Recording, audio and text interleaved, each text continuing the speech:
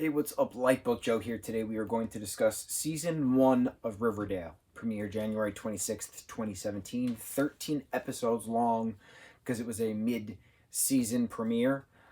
Back when they still had TV shows, since no one can film during a pandemic. I'm currently recording this on July 12th. Netflix just announced that they're canceling Chilling Adventures of Sabrina, which is an Archieverse TV show.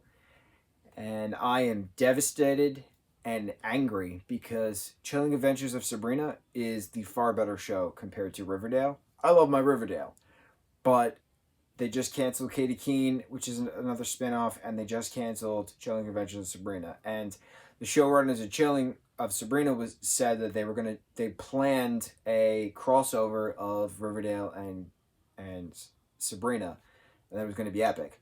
Now, we know Greendale is next to Riverdale. Greendale is here, Sweetwater River is here, Riverdale is here, right? So it's all there. Like Riverdale and Greendale play against each other for football. It's mentioned, Greendale is mentioned in here. Baxter High Ravens are mentioned in here as well in season 1 of Riverdale. But I am so disappointed with the cancellation of Sabrina because that show is in a tier above itself, and Riverdale is great. Riverdale is twisty and turny and soap opera-y, and who slept with who when and who's killing who for what reason. I love it. But Chilling Adventures of Sabrina goes into this mythology which is just gorgeously done. And when the fourth part, season 4, comes about on Netflix, I will probably cry while reviewing it because it's such a good show. Anyway, season 1 of Riverdale. Let's get back to that. I reviewed 2, 3, and 4, but I never reviewed season 1, so I'm just covering the bases. I'm glad I rewatched it because I forgot how important season 1 is. It is referenced numerous times in episodes moving forward of Archie saving Cheryl from Sweetwater River when she tries to kill herself and drown herself after Jason was, that's where they found his body. But then Archie breaks the ice with his fist, breaks his hand, pulls Cheryl out, resuscitates her. Incredible. Also, this is where Joaquin and Kevin start dating, and it's really cool seeing, the serpent kid date the sheriff's son, so it was a nice little thing on that nature. Obviously, Veronica Lodge comes in with her mom from New York because Hiram Lodge is up north in prison for the time being because of embezzlement. We have Ethel Muggs being a staple within season 1, and she pops in throughout other seasons. She's a big character of season 3 with the Gargoyle King, but Ethel Muggs' father had bad investments with Hiram Lodge, and Ethel Muggs' father tried to kill himself. So Veronica feels guilty, a lot of things of that nature.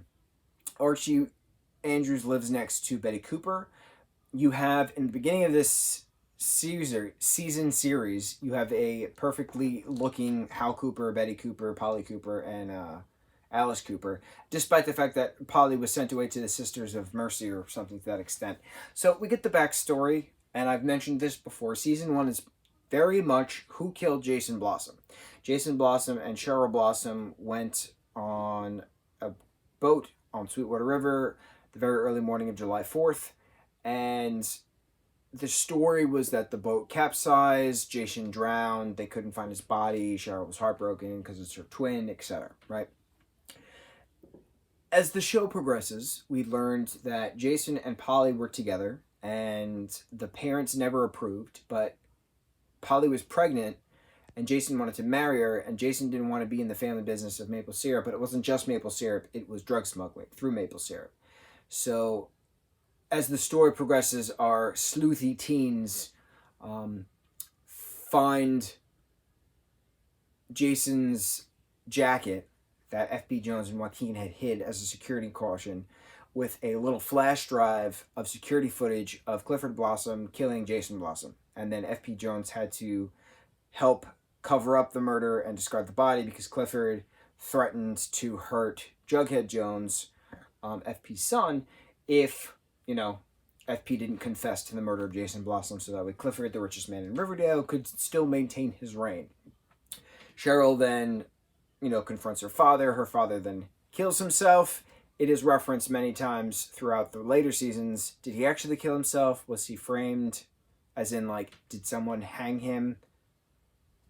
Did Cheryl or Penelope hang him? It's possible, but who knows? So Cheryl then burns down Thornhill, which is the mansion that they live in. Nana Rose is doing her mystic ways throughout this, and she's a big part of season 4, which I really like as well. But it's just really neat seeing our big four, our Archie with Veronica, our Betty with Jug. Even though Betty and Archie are always supposed to be together, they're always supposed to be endgame. Kevin plays, the gay best friend role of this. What I find interesting is this came out January 2017, and Kevin specifically references Archie as a straight millennial. Now, I don't think that the high school kids of 2017 are in that millennial category. I think they're in the early Zoomer category, the earlier Gen Z category. If I'm nitpicking here, I think that's my only nitpick with the entire season. I love Greg Berlanti. He's an exec producer on the show, and it's just such a great show. It's such a dramatic, scandalous, murderous, which leads right into the last episode, episode 13, with Fred Andrews being shot at Pop's chocolate shop. And then it's a matter of who's in the Black Hood, why was Fred shot, and then season 2, we go over that. Season 3, there's little bits of Hal Cooper being the Black Hood because we learned that. Season 4, we go back to Hal talking to Betty behind the glass, talking about being the Black Hood. So everything is intertwined, and what's really nice is that every episode is labeled a chapter. So chapter 13 is episode 13. Season 1, episode 13. Season 2, episode 1 is labeled chapter 14 with a title, right? And then it's stuff like that. So I really like that. I like that it's showing it's one continuous story. I mean, obviously it's a television series. It's one continuous story, but it's like you're watching a murder mystery book series put to life. But it's cool because it's a comic book series put to life. But it's shown as a, murderous book series. That's the best way to explain it. I love this series. Not as much as I love Chilling Adventures of Sabrina, but I love this series for everything they've given us, for everything that they've done. And I hope that when the time is appropriate and everyone is safe to continue filming, they can finish season 4 by putting it as the beginning of season 5. I don't know when that's going to happen, but I hope for the safety and well-being of everyone moving forward. Season 1 of Riverdale, incredible to have launched the empire that it is and continues to be. That's all I got. Mucho mahalo.